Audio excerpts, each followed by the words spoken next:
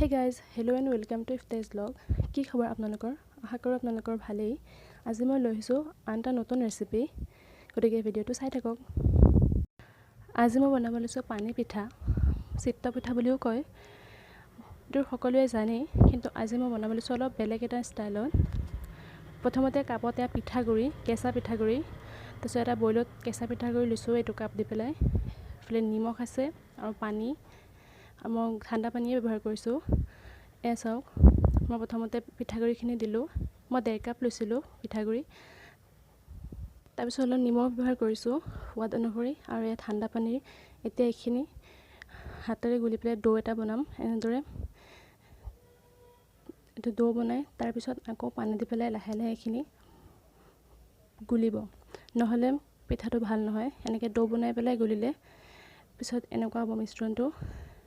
খুব বেছি পাতলাও নহয়, খুব বেছি ডাঠো নহয়।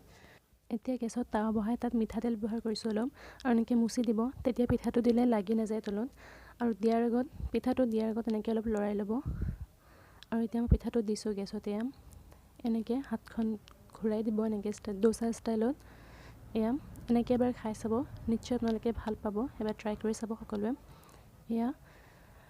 আকৌ এবাৰ দেখুৱাই দিছোঁ মই।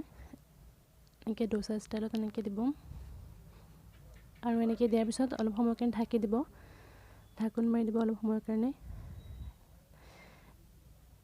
তাৰপিছত আমাৰ পিঠা ৰেডি হৈ গ'ল। গতিকে আজি ভিডিঅ'টো চাই কেনেকুৱা পালে তলত নিশ্চয় জনাব। যদি ভিডিঅ'টো চাই ভাল পালে তেতিয়াহ'লে মোৰ চেনেলটো লাইক, শ্বেয়াৰ এণ্ড ছাবস্ক্ৰাইব কৰিবলৈ নাপাহৰিব। আজিলৈ ইমানেই, ধন্যবাদ।